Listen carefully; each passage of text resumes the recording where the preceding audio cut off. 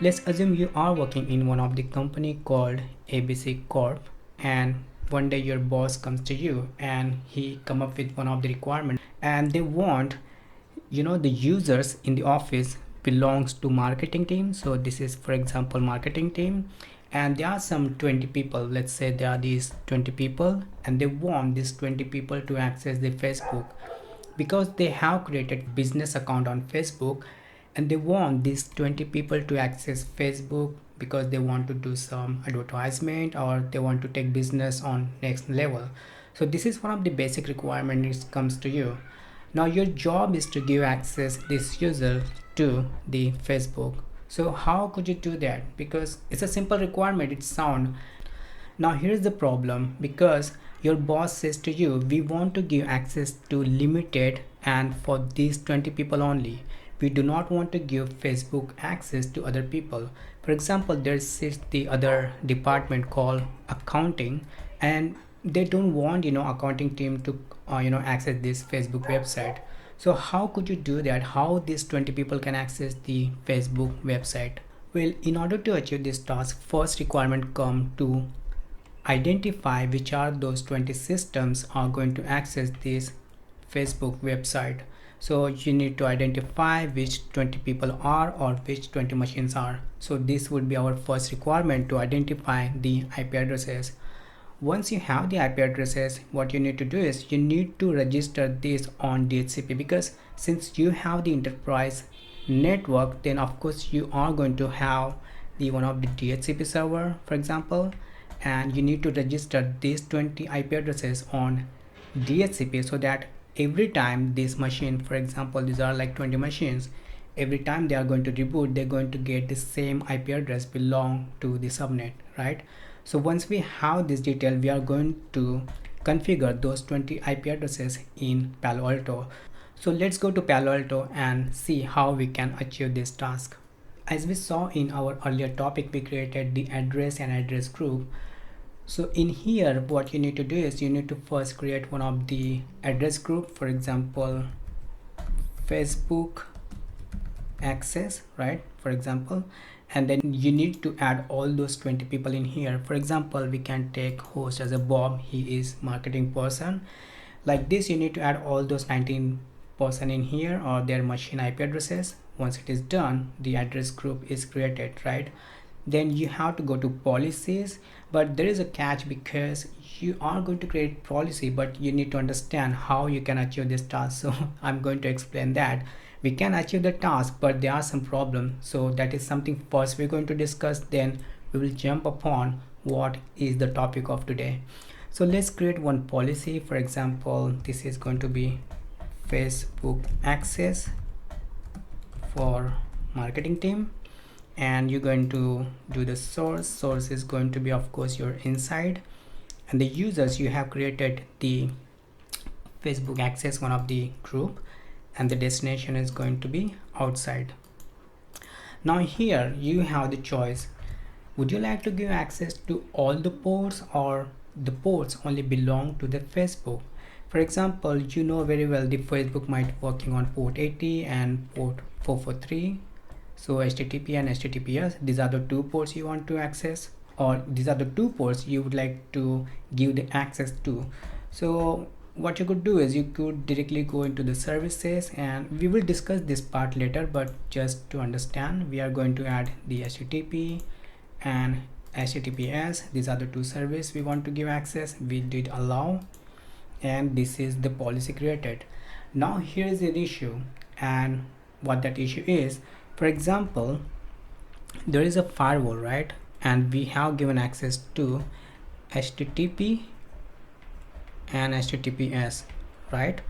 Now these users right here belong to marketing people, and these are the 20 people we gave the access to. But our policy what says, these 20 people could access the HTTP and HTTPS.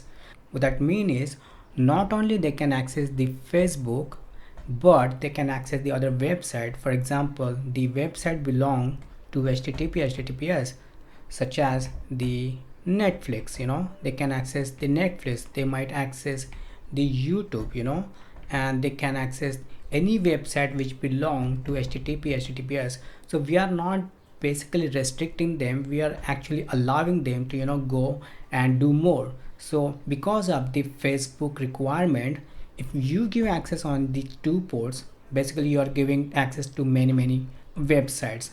Well, there is a one way you can also achieve this task by using the URL filtering. But for URL filtering, you need to get the license for this, and without license, it's not gonna work. So you need to have the license for the URL filtering. Once you have the license, you can add the facebook.com, into the URL filtering, and you can have this IP addresses to access the URL only. But let's suppose you do not have the URL filtering, then how could you achieve this task? So there comes our today's topic about giving the access based upon the application. Now let's discuss that. So if you go to in objects, and in objects there is a call applications, right? So in application, all you have to do is you have to access for the Facebook. So after filtering for the Facebook, let's do the search, and as you can see, we got all Facebook related categories and subcategories. So you could see it says like Facebook apps, then Facebook based chat and everything. So whatever the services belong to Facebook, we are going to see here. So it depends upon which are the services you would like to give access to, but there is also catch. So in today's topic, we're going to first focus upon application and how application work, right? This is very nice feature of the Palo Alto. You can give access based upon the Facebook. So what will happen on in here in firewall, once you give the access only belong to Facebook, then what firewall does, if the user is going to access Facebook, the firewall is going to check the signature of the application, whether it belongs to the Facebook or not, because this application is still going to work upon the port 80 and 443, right? So firewall is going to make sure the site the user is going to access, it is only Facebook. But if he is going to access the site belong to YouTube, the firewall is going to deny the traffic because it only knows the Facebook is only allowed. Now let's try to understand the application in little more further. Well, to understand the application in little detail, let's click one of the application in the Facebook, and you could see the some options we could see here, and these are very important because this is something we're going to discuss later as well. In newer version of the Palo Alto firewall, you are going to get more detail, but this is like a 9.04 version, so you are getting this kind of view, but this is also quite enough to understand. So what we see here, first you are going to see the name of the application, which is Facebook base. So this is the base which is required for Facebook to work. Then you are going to see the standard port. These are the port basically going to work. So if you are allowing this Facebook base, it is going to show you that these are the ports basically is going to allow in order to that application to work. Then there are the implicit uses. Implicitly uses means the SSL and web browsing is actually included into this particular app, so it is implicitly going to allow these two services as well. Now the next we see here, which is the deny action. Deny action is set to drop receipt, so this is the default, but if you are making some custom changes, this can be get allowed. It's depend upon your policy. But if you'd like to have some more information, you can also access the information directly from here. You can go to Wikipedia, Google or Yahoo. Now the next part comes, which is the characteristics. This is very important because in order to understand the risk level of any application, what we see here, the risk level 4, it is totally defined by the characteristics. So in Palo Alto, risk level from 1 to 5, risk level 1 is low and risk level 5 is kind of high. So Facebook, this particular app, sit at 4, which means it is near high risk. And why it is near high risk, it is totally defined by these characteristics. So let's try to understand this in little detail. So first thing, it says the evasive, and in evasive it says it's no. What that means is this application is designed to use Facebook app only. For example, the port you are going to utilize, which is port 80 and 443, it is only be going to utilize by the Facebook base. It is not going to utilize by, for example, YouTube app. If you have on your PC, it's not going to consider for that. So only the app has been designed to use this port, it is only be going to use by that particular application, right? So that is the reason it says evasive is no, which means it is only for Facebook. The next says the excessive bandwidth. What that means is if any application is utilizing more than 1 Mbps of bandwidth, that consider as excessive bandwidth in category. But it says no, which means this Facebook based app, it does not utilize more than 1 Mbps of bandwidth. That is the reason it says no. The next it says used by the malware, and it says yes, which means if you have PC and you have Facebook app, there might be the chances your system might get infected by the malware, because it says yes. So it is claiming that if you are using Facebook, there might be the chances your system might get infected by the malware. Next it says capable of file transfer, and it says yes. So if you have PC and you are using Facebook, your system is capable of doing the file transfer. You might be transferring the file to the other system, or maybe on cloud, maybe to Facebook server directly. So it says yes, you have ability to transfer the file if you are using this app.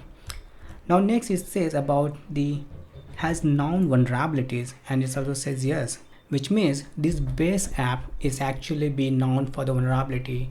So if you go to on the public internet, they actually post the vulnerabilities, and they have mentioned that this Facebook base app does have some kind of vulnerabilities, and it is like known vulnerability, right? And that is the reason it says yes. Now the next is it says tunnel other applications, and it also says yes, which is kind of risky, you know. For example, if you have Facebook app, it can, you know, used by the tunnel. For example, this saying that tunnels other applications. So if you have the other application may be related to, who knows, malware, and they can also tunnel by using this particular Facebook based app. Now the next part is prone to misuse, and it says no, which means this app cannot be misused. This is only designed for the Facebook, and it is kind of safe at this point. And the last mention about if this app is widely used, and of course, as we know, like many people use Facebook app, so of course it is widely used. But what are the criteria might be, you know, they use as a widely used? For example, if any app has like a kind of, you know, million kind of uses, they consider as a widely used. If like there are like 100 and 1000 users, that cannot be considered as a, you know, widely used. So this is something widely used because more than million people are accessing this Facebook app. Now the next part comes, which is the classifications. In classification, they basically classify the application. So they have categorized into the collaboration. So this is one of the part of their category, and subcategory it comes into the social networking. So this app basically designed for the social networking. Now the technology is like browser based, so you can access this application by using the browser based. Now the risk, it is talk about the level 4. And as we discuss about what decides the risk level, this decide by the characteristics, because it says, you know, yes to malware, it says yes to file transfer, it says yes to has non-vulnerability, also tunneling and widely used. So the more yes you have in here, the more risky your app is going to be, and more no you have here is more low risk is going to be. So you have to understood from the characteristic point of view. So let me give you one of the other examples so you would know what I'm talking about here. So let's go to one of the app which might have the risk level 5. So let me search in here, clear filter. As you can see here, there are the apps which has the risk level 5. So let's open this and let's try to understand here. As you can see here, the one of this app which is like 100 bow or something. So it has like evasive, it has like excessive bandwidth and malware, file transfer vulnerabilities. Only tunneling capability it does not have, but it's still like it says like prone to misuse and widely used. So when you average all these characteristics, you basically define the risk point of that particular app. So that is something we know how risky that app is, right? So in here the Facebook what we were talking about, it came at level 4. Now let's go back to Facebook again and let's do the search Facebook and Facebook base. So we mostly discuss all the parts. Now there are like last part which is like the options, in which the timeout options. So this is basically based upon how many seconds the particular app will wait to close, and the timeout settings. So this is like default setting, we are not going to play with this, but only important thing what we needed to understand about this part. And once you understood this part, it would be easier for you to understand the behavior of that application, because how that application is going to behave, how risky that application is, what are the port that application is going to access, and so many and so thing you can get the information from this application chart. So this is how you can understood about any application. Now let's move on to our configuring the application. Now let's go back to policies. Now under the policy, we need to select the rules what we have created for the marketing team. So let's go to application, and in the application you need to search for the application what we need them to allow, right? So in our case it is Facebook, right? So once you do the search for the Facebook, it is going to pop up. You can see the Facebook as well as some other services. This is under the Facebook. So if you allow Facebook only, it is default going to allow all the other services like Facebook chat, base, and voice and video. But you do not want people to access the video and voice. Then what you can do is you can only allow the services you want them to access. For example, if you want people to access Facebook chat, then you can Facebook chat only, then only Facebook chat services is going to allow, and it's not going to allow other services. But in our case, let's do one thing, let's allow whole Facebook and let's see what happens. So once we allow the Facebook app, all you need to do is you need to just press OK. So you can see the difference. I'll show you one difference in here. Once we allow Facebook app, you can see it's like a green box, right? It doesn't have any kind of marking or remarking. Now let's do one thing, let's remove this and let's play with allowing particular services, and let's see what happens. So let's go and search for the Facebook app once again.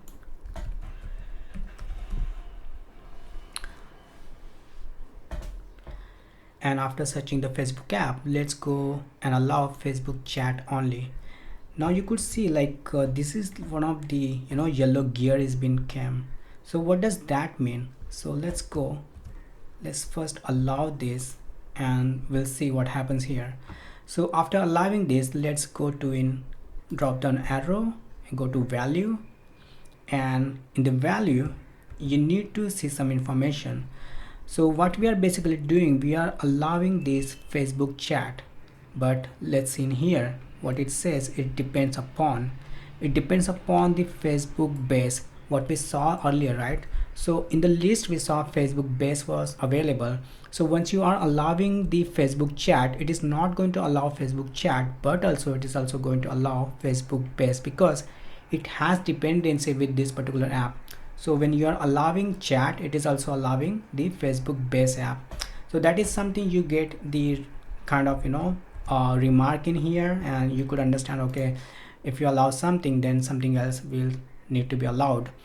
Let's say once you allow only chat and your services, maybe Facebook app is not working, then you need to just go in the value and you need to identify if any dependency in there. If it is dependency, then you need to just search for that dependency app, for example Facebook again, and it's going to pop up the Facebook app or face and book. Now we should be getting the Facebook base. Now it's done. Then after that, you need to ask user to access the Facebook if that's working or not.